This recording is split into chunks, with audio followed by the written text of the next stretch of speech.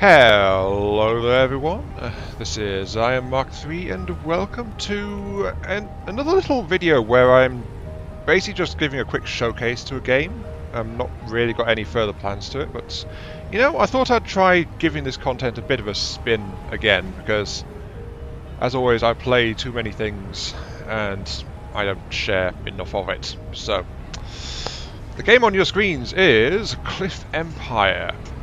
It is an early access city simulation and management game set in a post-apocalyptic world in the future. The world has been destroyed. No doubt humans are to blame. It's just post-apocalyptic. And a few thousand people escaped to an orbital platform above the surface of the planet. Those that were left behind survived long enough to build a series of artificial cliffs to provide elevated platforms on which you can create cities. You can try to descend back down to the world that you left behind and create a place where your people too can become unhappy because you're not providing enough drinking water. Yeah, that kind of derailed that rather spectacularly. Oh well. Anyway, for the purpose of demonstration, I have, for your perusal, one pretty much advanced city, which is the one we're looking at right now. In this case it is Central Cliff. I have...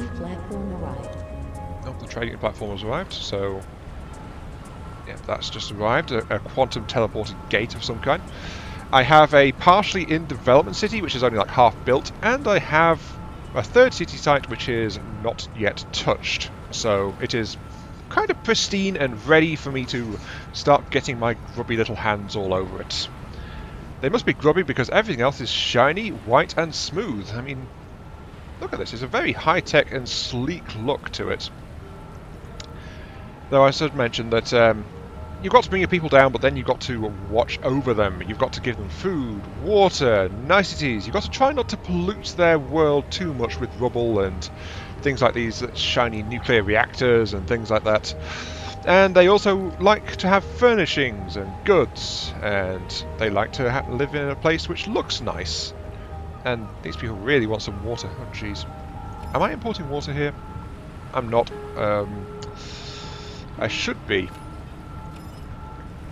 Because you see, right now this game has a number of pre-generated cliffs which it can spawn in. You'll get 3 random ones assigned, and those are your 3 sites for your cities.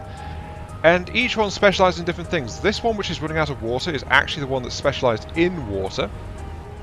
Well, it is better at water than the other one. But you don't find out this information straight away. You have to actually build a research lab over here, one of these little thingies, and start developing research. So there is a global research and tech tree which provides education to your citizens and also improves what you can do. But one of these researchers in the heavy industry allows you to see the info pop-up. As you can see here, like, I know that this particular cliff is good for soil and matter. It's got decent water supply and it's great for fish. Other than that, it's kind of average to substandard in most other respects as far as resource production is concerned. Then if I wander over here, this particular city, the one that is half built, as you can see, it's a lot lower key, and it's got these massive banks of wind farms because it's got 120% wind output. So it doesn't even need a nuclear reactor to power this place. Oh no.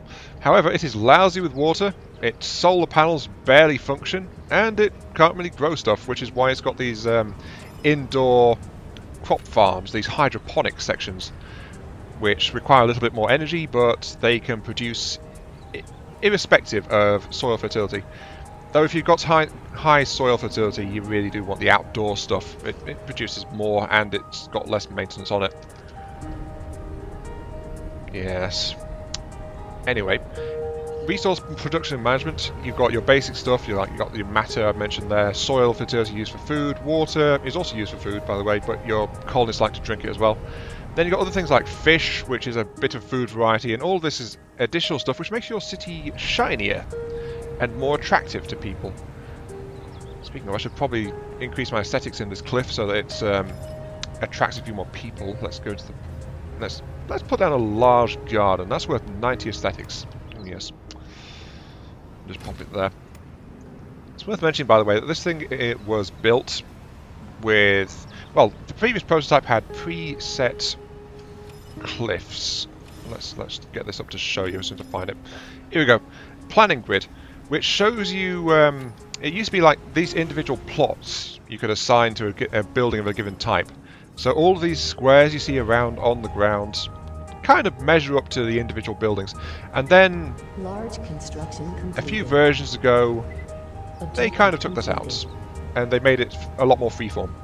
So now you can move them around, you can rotate them, and things like that. So that was a very early choice. The plan grid is useful because it lets you see at a glance roughly how much you can put into it, but it's up to you if you want to do that or not. So find it again. I only discovered this very recently, so I'm not used to turning it on and off. It's on by default. Anyway, adding this large garden has given me aesthetics, so mission accomplished. Objective completed. And as you can see, that one immediately completed because you can do these out of order. It just this window doesn't disappear. You can't hide it, as far as I know. Maybe the settings have something to do with that. No, you can't hide that. So you're always going to have the quest log window. Though after you do all of the quests, which run you through all of the bases of the game, then you get random events like earthquakes or solar flares. And things like that, which force various things to happen throughout your cities. So, you know, then it becomes like the environment starts to decide you're a bad thing to have back on this world and tries to force you away in various ways. Breaking your stuff, making things shut down for safety reasons, stuff like that. Anyway, back to what I was saying. Each of these cities has an internal economy. So, you've got... well, they've got their own, as you can see up here, they've got their own individual amounts of currency. It's actually cryptocurrency that they use. But they also have their own internal stocks of resources, all based around a single centralized warehouse, which holds the internal stocks. You can use the trade platform, which trades to quote-unquote other empires around the world and stuff like that. So you're not the only colonist out there. But that lets you trade through a teleport gate up to a certain amount. So it's up to 20 plus or minus on every item you're moving around. You can move a certain amount like that, but these gates are kind of large and they only pop up like briefly at a set time every day, and then the platform just whisks away again. So you've got that window to use your cargo drones, which by the way you build at an airport. So all of these drones and things, except for the first couple, are locally manufactured to move your resources to where you need them. So when the platform's around, that's transporting stuff to the platforms. If your buildings need resources, it moves them to the buildings. And if your building produces some resources, the drones are responsible for moving it to your warehouse, which is then consumed by your citizens or moved elsewhere. So yeah, economic management. You've got to keep your cities somewhat self-sustained in this thing. Otherwise it's going to start collapsing and people will get unhappy and want to leave. They can't leave this one, by the way. There's a slight bug there. And that's because this particular city doesn't actually have a landing pad. So the people in the Cliff of Winds are stuck in this world. They cannot escape my wrath. They cannot escape my control. They are mine until the end of times. Ha ha ha. Yes. Or something to that effect. I don't know. Though that said, I should probably explain now, because there is actually... You've got these self-contained cities, 3 cities, but they are not completely separated. You can build links between them. In this case, I've got 2 bridge connections, which act like a trading post. Kind of like the trading portal, except they trade between the 2 cities in question.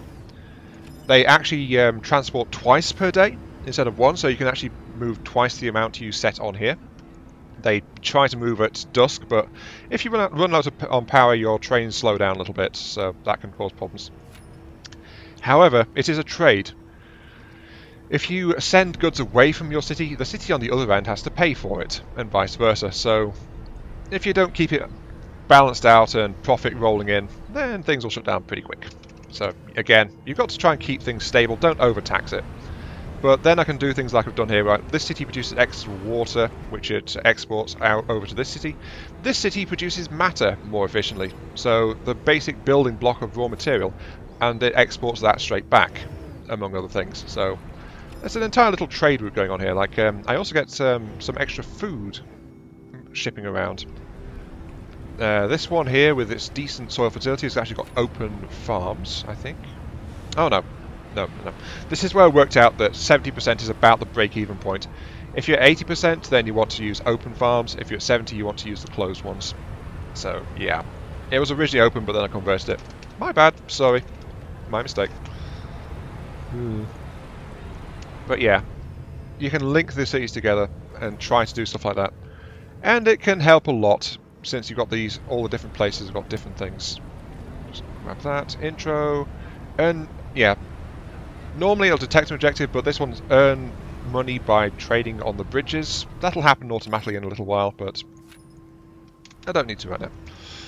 Anyway, I mentioned the citizens couldn't escape because of this, the subway.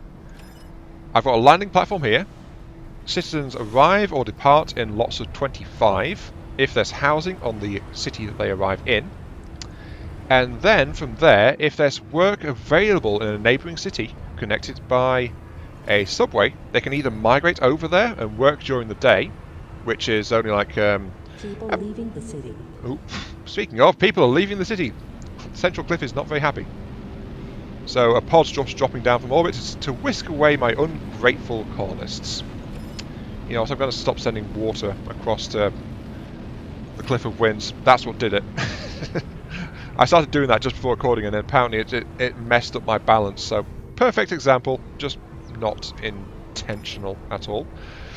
I was importing water through the trading portal at Cliff of Winds, and apparently that's what's needed because I'm not making enough water at Central Cliffs. Still, 25 people have wandered across, are wandering across to that. Let's speed it up a little bit. Objective completed. And they'll take off, like so. Trading platform arrived. Yeah, so this is the sole route for citizens to arrive and depart. Research completed. Short of dropping dead, people can actually die. That was patched in recently as an update. And speaking of, this game is in very active development, so it is updating quite rapidly. Research geoprospecting, already done that long ago. Increased prestige. Prestige is how attractive a city is. The more stuff you've got in that city, the more attractive it is. Like, this place could really do with some extra gadgets. Unfortunately, because I've built up the city, there's nowhere to put a manufacturing plant, so... Whoops, I suppose. Oh, well, that's going to be there for a while anyway. Oh, wait. I haven't made any social transport. I'm at plus 29 out of 30. If I make some personal aircraft for people, they'll probably be very happy about that. The city could handle 26 of those, so... Let us build 26... No, let's be nice and let's make 30 personal aircraft. And those will be... And this is, once again, production chain is kicking in. The aircraft are made out of matter, batteries and engine parts, which are being shipped in from the local storehouse, which is actually right next door. The engines are produced in this factory. It 3D prints engines along with a bunch of other stuff. And that uses matter, which originally came from some matter mines in the city, but then I scrapped them. And I now import all the matter from this city over here. So matter is being exported across this line to here. And yep, another 25 people have come down. So matter is imported, used to there. And then the engines are put into this, along with batteries, which are produced locally by my power plants, kind of. I think I'm actually short on batteries because I export them all, and my power supply is a bit shaky. Yes. In fact, that's going to get in the way quite a lot. I was exporting batteries, but this place barely makes any because it's so close to the tipping point on its power supply. Whoopsie. I'm going to have to import some batteries. Let's import them from the... Actually, Cliff of Winds, I think, exports batteries as well. No, it doesn't, because it's also not really producing very much. Which is kind of bad, considering I actually started out exporting batteries because I had a nuclear power plant and not much else. So, Yeah, how these cities can change over time is quite nice. Anyway, let's actually keep on building. Resume building on this. Because as you can see, I've got 2 bridges to nowhere. And I've got a 3rd bridge here. Though this is also the thing, this is the landing pad I was talking about before. I think I'm going in circles, I'm not really staying on track too well, am I? At least I'm pretty sure. But yeah, that's the landing pad. You supply the uranium that the rocket pod uses to both bring people down and to have people leave, so either way you're fueling that. But I mentioned there's 3 cities right at the start, yes? I mentioned there's 3. So, if we roll over here, we have Western Expanse, 5,000 credits. No people. It's unhappy because it needs power and stuff. And that's because I've got the other sides of those bridges over here. When you put those down, it puts down the other side automatically. But there's no sign of anything else here, is there? Let's just turn the planning grid back on because we are going to found our new city. Yes. Now, we don't need the bridge, so disable construction, let's pause that. Disable the other bridge as well. What we need is the subway, because it's either that we connect the subway so people can emigrate, or we build a new landing platform over here. And I'm using a centralized city as my landing point, so I don't really want to do that. So, now we go into the build menu. There are many, many shiny things in this build menu, conveniently sorted into many different bits and pieces. And more stuff keeps getting added as well, so again, this game is in development. So, what I want to do, to start your new city, you place a storage. The first storage is actually dropped in from orbit. So, and it comes with an initial stock of supplies and with 3 drones, which is all quite nice. Any subsequent depots, because you can add more than 1, will be built locally, just like before, just like any other building. But for the central depot, if you plan to have just the 1, I try to have it like somewhere central, and I try to rotate it, as you can see I'm doing there, just to position its landing pad in a central spot. So the drones have the shortest times possible. But then again, I've got these export points here, haven't I? Let's put it here. Oops. And that moved at the last second, so it's slightly out of position. Oh well. But this is the only time we get to see these cool looking ships. Honestly, I would like it if this game had some kind of big docking port so these big ships can drop by sometimes. Either it's your mission to supply them, or refuel them, or stuff like that. Or they can act like a massive trade ship dropping in from orbit and then they just fly off again. Of course, they'd be expensive per ship because it's like 2 uranium for each landing pod, so, you know, stuff like that. But I want to see more of those ships. That was the 3rd and last time I would see that ship in this particular game, I think. A new city would see 3 more, but yeah, it's a very rare sight. But with that, I've got a new city. I will speed time, because there is time acceleration. Small construction completed. I didn't pause the pedestrian street, which was next to that, but now we are getting a subway under construction, and we can look at this particular island. This island is the best at groundwater I've got. It's also got a great soil facility. Matter deposits are so-so, and it's average on sunshine and wind, so renewable energy sources are average as well. It's got fish, and it's average on uranium. Also, as you can see, we've now got a subway link across there, so we can now get passengers coming across from my centralized city, which is still trying to build its social transport. Lack of power supply. Ugh. Now, I've got a few options here. How do I want to go about it?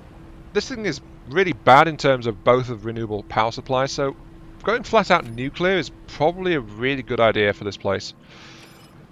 Nuclear is very dense, but it also has a significant ecology impact, which can make your people get sick. So it's not ideal, but the fact is this place is just rubbish for the other 2 energy types. It's either I locally produce the power or I import it. Those will be my main options. Import it from somewhere better. And I don't really want to do that. So I'll put down a nuclear plant here. Yep. And I will also, to help supply that, I will need a uranium mine. This place is bad for uranium, but you can still get it. And if I put it down here, this means this place will be locally supplied. Notice that, by the way, I've brought the grid back up, and I'm using that to line up my buildings because it really helps to see to show where you can put stuff reliably, you know.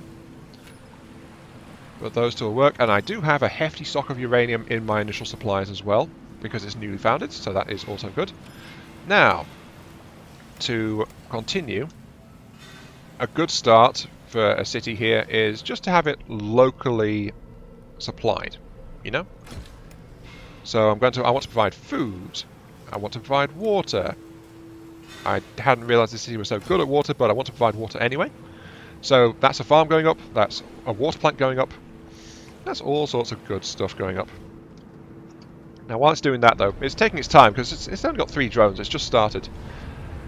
Let's see, I want to find a town hall, which is another way that a city can interact with its neighbours. I don't think my central city actually has one, if I recall from when I built it. No, it does not. Right. Which means the town... Yeah, the only town hall I've got is actually over here in Cliff of Winds. I meant to correct that, but then I ran out of space in Central one. So, yeah. Here I can issue a loan to another city with a rather steep... Trading platform. Yeah, a rather steep rate of interest on it, so it's not a good idea. But I can also send any drone type or zeppelins across to a different city to just help them get started out, you know? Just to be neighbourly, just all that kind of jazz. So, I'm going to do just that. I'm actually going to send 5. So, I'm building 5 of each kind of drone here, actually, because I'm going to send these guys off to the western expanses. I'm also going to send Agarian drones across. This is probably a bad idea. I'm sending a lot of them at once. And I don't have the energy supply here to properly replace them all because I don't have the things. This city, though, does have a manufacturing plant making its own engines, so it can supply the engines, it can supply the matter. It just can't reliably supply the energy. That's why I just put down a couple of extra turbines. But Western Cliff is getting started. And as you can see, it's got +4 on its workplaces. 4 people, 6 people have come across during the day to work. Large construction completed. Their work efficiency is low because I don't have a power supply yet. At least I've got some people trying to do things. And the farm doesn't actually require that. Huge construction completed. But at night, though, the people go home, and so things stop working until the next day comes, and the next wave of migrant labour turns up. So it is generally more efficient to not have people migrating from one place to another. So let us put down some residentials, because the nuclear power plant is also on, and as you can see, we've got a lot more drones here now, thanks to the reinforcements sent across. Small construction completed. And then people will start migrating across. Small 23 people already. completed. Small construction And completed. there's not enough spare people to citizens move arrived. out over here anymore. I don't Objective think. completed. What do we got? We've got 461 people Small construction completed. out of 489. There's not enough people to migrate. They generally migrate at the start of the day. Actually, I think they Trading migrated. Yeah, there we go. They migrated, so more people arrive from orbit. Large construction completed. That's how that works, and that's why I do it this way. So I keep 25 at least 25 spare residential capacity in the central city. Then the people migrate away to the other cities because there's work there, so it attracts them out. And then another shuttle drops down, and that just means that I have a single central shuttle point which will supply all of my labour needs quite happily, and people will just keep migrating across to where I need them. Of course, the fact that I then trap them into my service is a happy accident. I don't do that on purpose. No, no, no. Why would I do that? Let's see, let's get there's a couple of little points I need to touch on, but we're more or less done with this little show and tell. Oops. Apparently R takes me... Whenever I press R, it takes me back over there. I don't know why. First off is, your buildings can get upgrades. You saw me do that to those residential blocks, actually, when they became skyscrapers, like mini skyscrapers. You can apply... A lot of buildings have an upgrade. You can apply an upgrade once, and they generally do something to it. The tall one is plus 11 people to its capacity, but it increases power consumption. There, you can add solar panels to the roof to give it a bit of a power output, or you can add a roof garden which adds some aesthetics to make it look nicer, but it slightly increases power consumption. So stuff like that. And there's going to be more upgrades coming in. I mean, in the time I've been playing this game on its early access, it's updated and upgrades came to the uranium and matter mines, which weren't there before. So, uranium mine, for example, we can add a research lab onto it, which adds extra workplaces, so it needs more workers, consumes more power, but provides education to the local area. We can add some kind of filter system. I think those are air scrubbers over it, which consumes a bit more power, but also improves the ecology of the local area, which is good because this place generally reduces ecology. Or we can add an additional mine, which increases the workplace, increases power, reduces ecology, but increases the amount of uranium it extracts. So you can tune your city in many ways as you go, which I think is one of the nice things about this. Similar upgrades to the matter mine. You can add a extra drill, which is extracts debris, which you can then recycle into more matter if you have a recycling plant. You can add filter systems, which gives it some extra ecology, or you can add an extra extractor, which increases the amount of matter. But again, it's like extra workplaces, extra power, and an ecology hit to the local cliff. Let's install, just for the sake of demonstration, let's install the filters. So as you can see, it now encapsulates it and helps contain the dust produced by the matter extraction hammer in the middle. Whereas over here on Cliff of Winds, I've actually got an enhanced extractor going on here. So this is the one that extracts 2 matter per time. And why is this place out of food? Okay, we need more crop farms to deal with this. By the way, this is the light of God. Or at least that's what I call it. Yeah, since games get dark at night, but this game gets around that by, if you press shift, you get a massive flashlight, which you can just shine down on your minions. Like, oh, it's nighttime, we get some rest.